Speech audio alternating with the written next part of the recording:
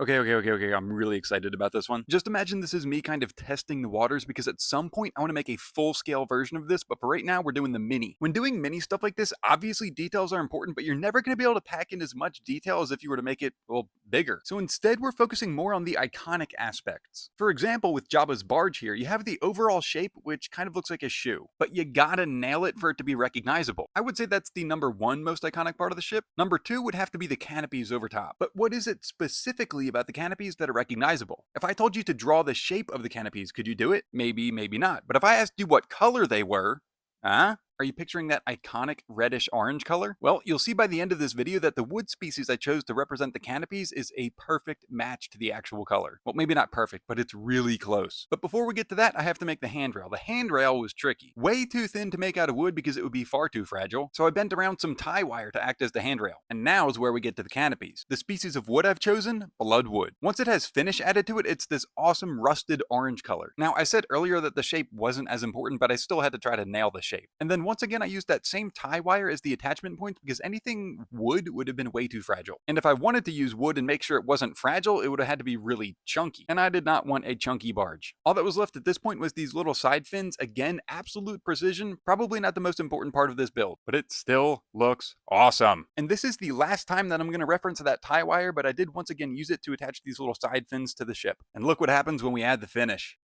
Add a little sand dune base and look at that. Absolutely iconic, and guess what?